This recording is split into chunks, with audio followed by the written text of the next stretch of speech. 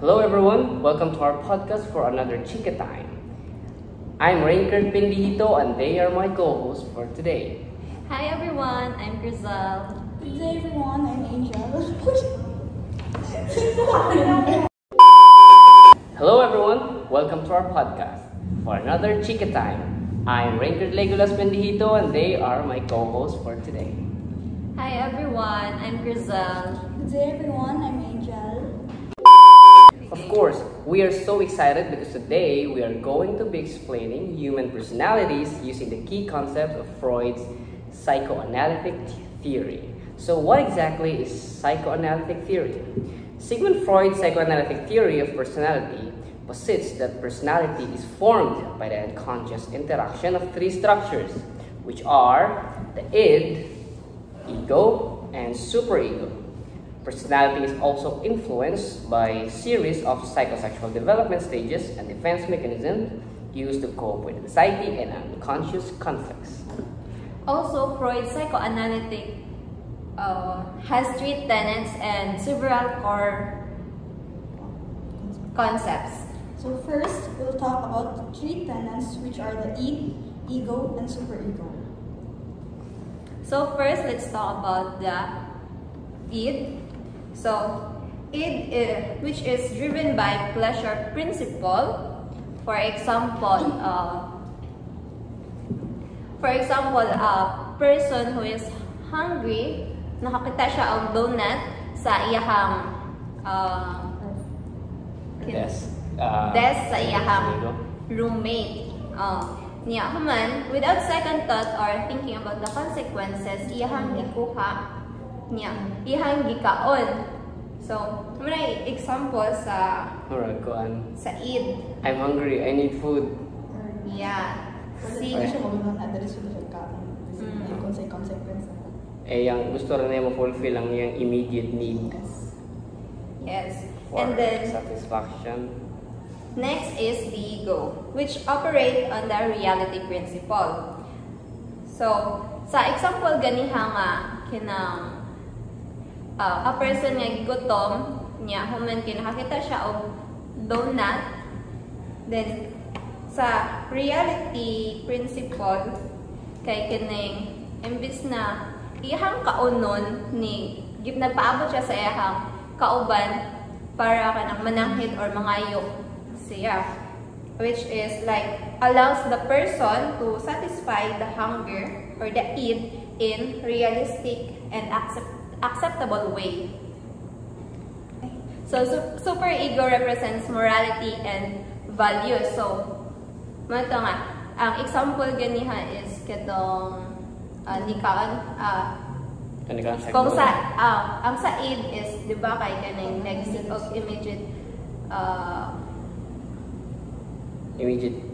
gratification sa iyahang need, and then ang ego kay kaning gapaabot siya sa kaning sa iyahang roommate para mananghid, and then ang superego is like dili siya palabi og kaon sa kanang donut kay kaning kung masubraan is kining dili siya good for health.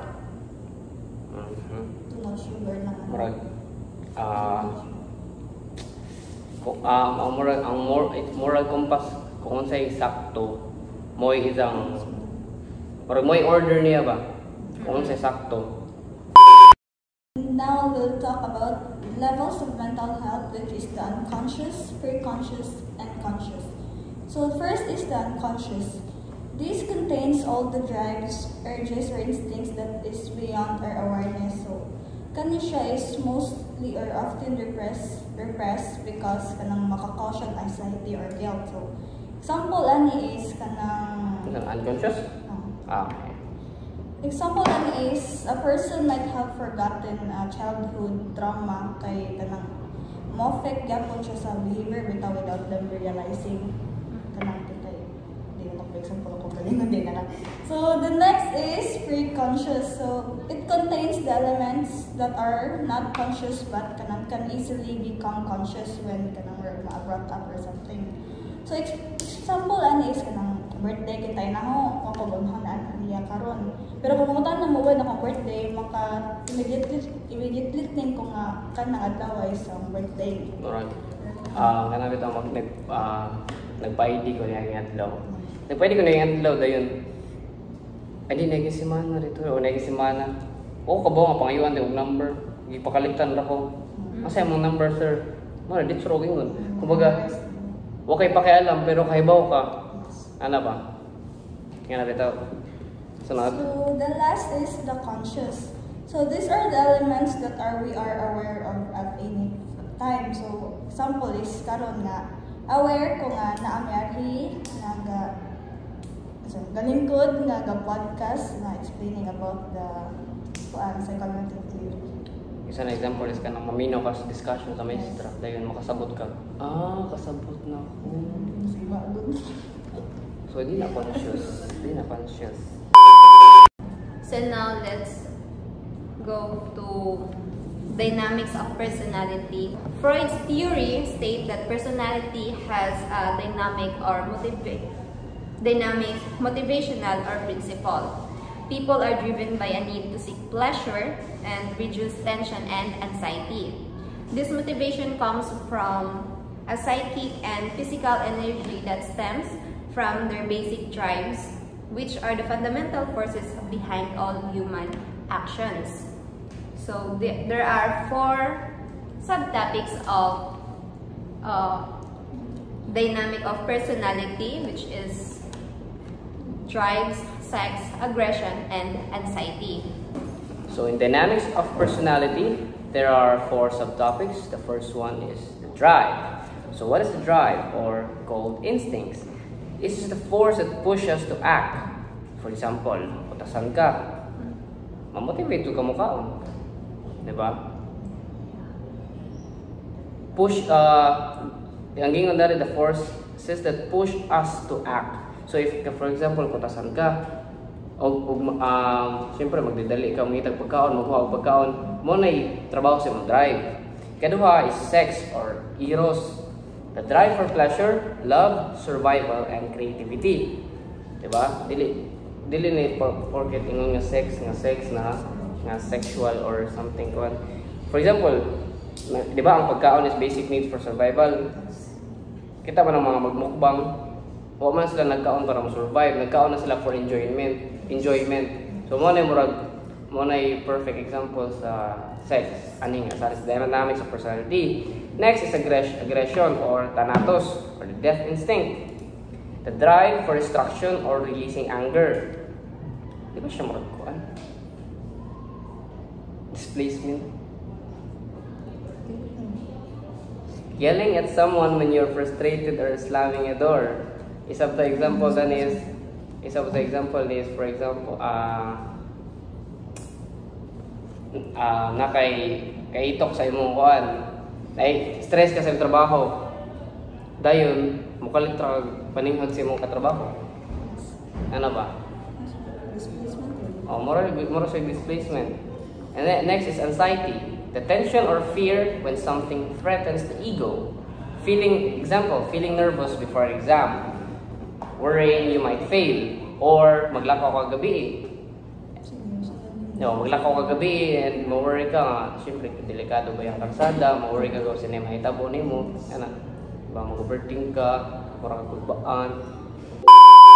So, speaking of the provinces of the mind and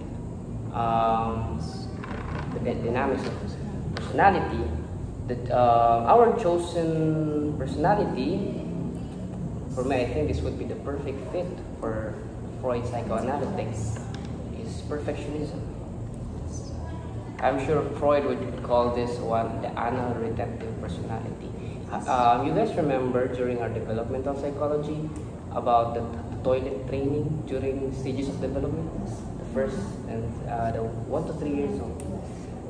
So, the anal-retentive personality develops if the child's parents are harsh during the toilet training. Diba? And when they become adult, they will be like orderly, neat, perfectionist. Diba? And how is it related to the provinces of the mind? Well, here's the thing.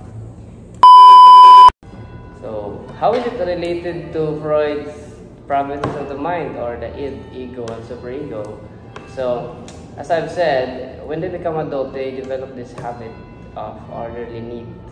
Perfectionism, maybe rigid also. It's because of their superego and ego, which is dominant, or they dominate strongly over the id. So we all know that the ego and ego is more unrealistic, or the reality, and superego is about the moral compass, which is the two could have more sense. Okay, reality and moral compass against pleasure. Pleasure doesn't really care about moral compass, whether mali or sakto ang buhaton. Diba?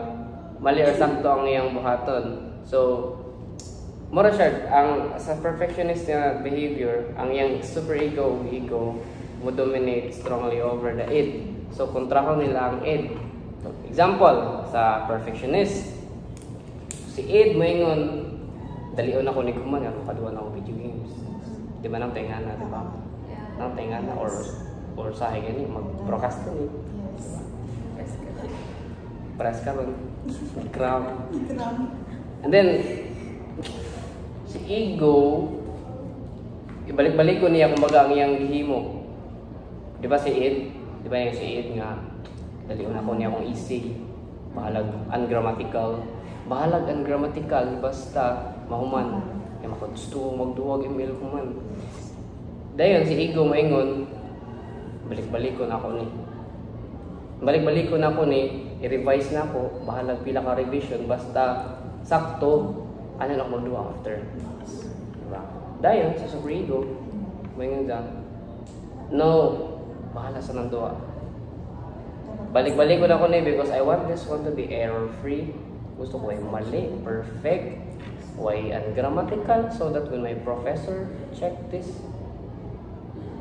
I will get a high remark. Diba? So, yan na siya. Muna ko sa perfectionism. Next, we're going to discuss about Freud's defense mechanism. Sigmund Freud introduced the concept of defense mechanisms as ways the ego protects itself from anxiety and internal conflict. These are unconscious strategies that help people cope with unwanted thoughts, feelings, or impulses by distorting or avoiding reality. They reduce emotional stress. Common defense mechanisms include repression, reaction formation, displacement, fixation, regression, introjection, projection, and sublimation. First one that we're going to talk about, of course, the most basic defense mechanism is the repression. So what is repression? Pushing painful or unwanted thoughts into the unconscious. It's more like, matawag ba siya o iset aside mo consciously, like, yan na gusto ko maligpay. Or for example, an accident. From forgetting a traumatic childhood event. Diba? Your brain push it away. It's not like it push niya pa para mawala. More like it's just hidden. And so, when the time comes, nga matrigger siya, nag-resurface niya, it remains unchanged. So, kung yun sa niyong pagdawat to, imong giset aside, gitago nimo, inagawa sa tubalik, same ra gihapon. Why changes nga mahitabo? Why changes? Kung unsa ka kasad, ato nga gidawat to nimo, giset aside nimo ang sadness because you didn't want to ruin whatever the reason is. Inagawa sa matrigger to nga sadness, it's still the same level of sadness. Could be mas taas pa. Depende kung kapila na ka nagkuhan, kapila na ka nag-hide kuhan. Diba? So,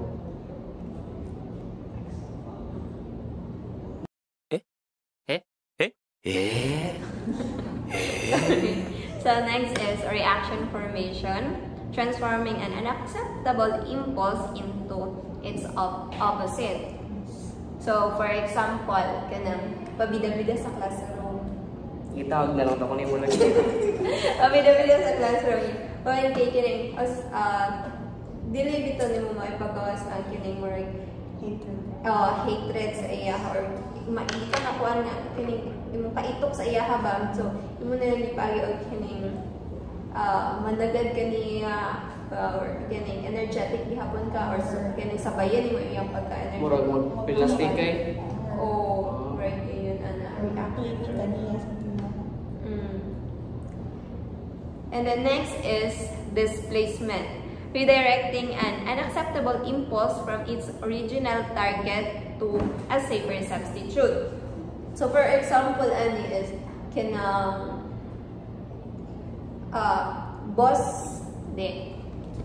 worker sa usa ka company niya human kay kinang gikasaban siya sa iyang boss. Kay dili man niya maipagawas ang iyang kani kasuko. Kasuko sa iyang boss kaya kani. So mo to nga ini pag uli niya dito na niya na kini na ipagawas sa iyang family kay kining to sa boss siya may top mga fire na ay chances nga kaning kuan. Kumbaga redirecting no emotions. Yes. No, yung may nagawas. Murag i-deflect. Ay, di ba deflect? I-redirect lang. So next is fixation. So kani is kanang permanent attachment to the libido or kanang the oral phase or maybe kanang due to anxiety nga or madlock siya kanang move forward or kanang move forward to yung life. So yan ako. For example, ako sa unang nag-review mo ko. Hindi ko sure kung stuck ba ko sa oral stage na nag-review ramon ko sa una kay na-influence.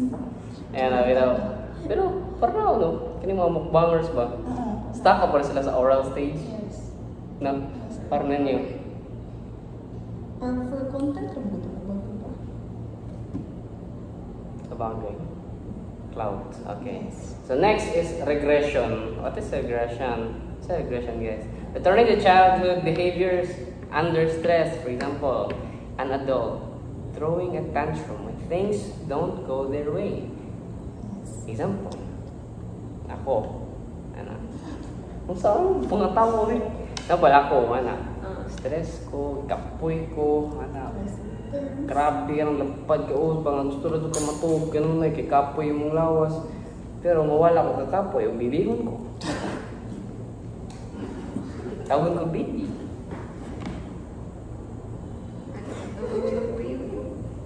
Oo, yan na, di ba?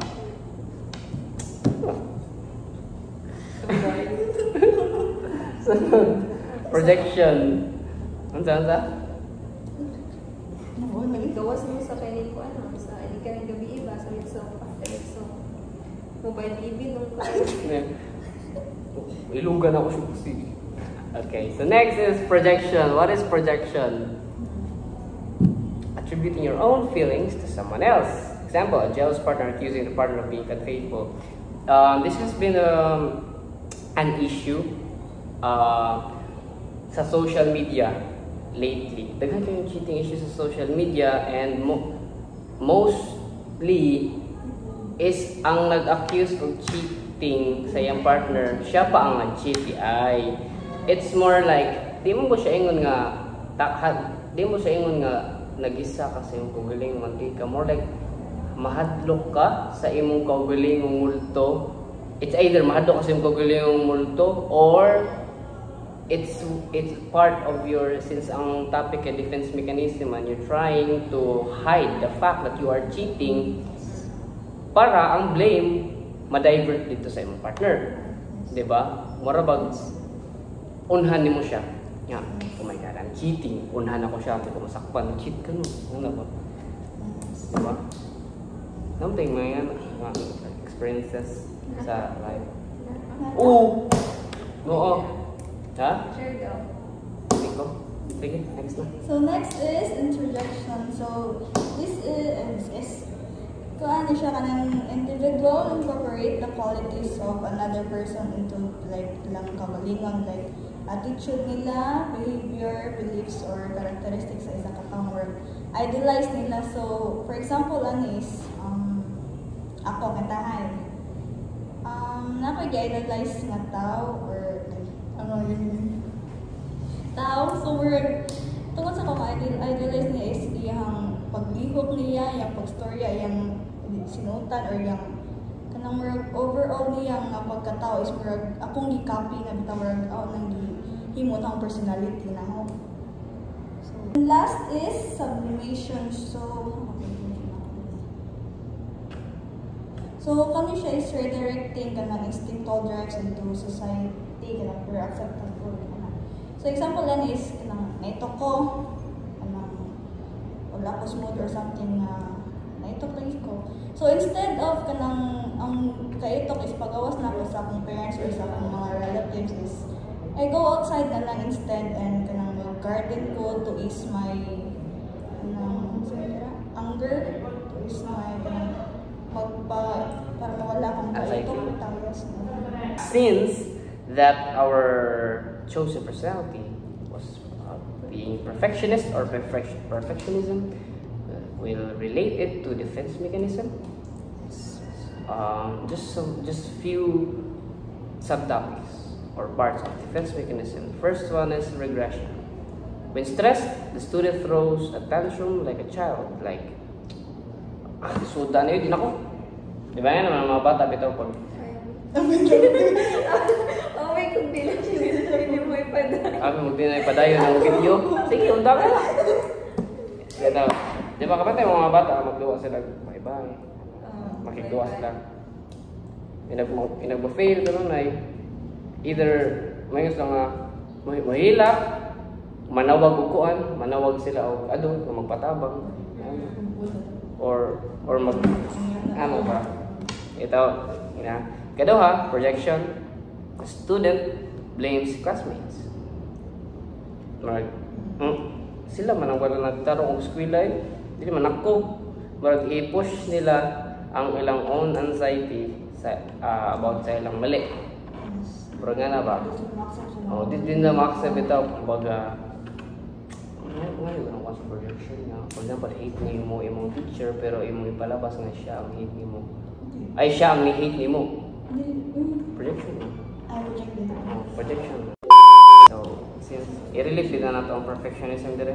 So, the student blames classmates. For example, di mo sila man ang walang tarong eskwela, di man ako.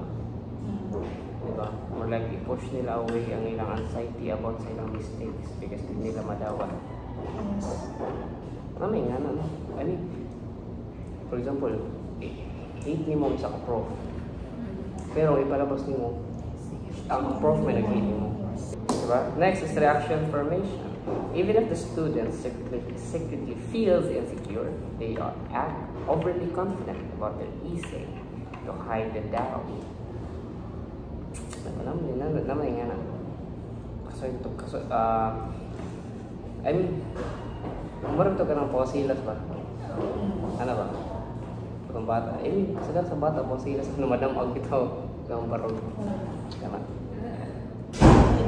Even if the student feels insecure, they are overly confident about their essay to hide it out. Next is displacement. Instead of admitting frustration with the essay, the student yells at the sibling for being noisy. Namoy familiar ba? Namoy ako din ang ingan. Ako din ang day. Kana bitong mapoy buhaton sa bahay or magluto ko dayon. Samok kana bitong mamali ko kay banha kayo balay. Kana. Sila mo tungod ko ni mo. Ano ba masala niya? Di wakinom na labayan nga mukha ka. Yan, pero wala ko sila ko dali ra ko mairita. Ana. So, Morto, and again, my name is Ranger Legolas Pendilito, and they are my co-hosts for today.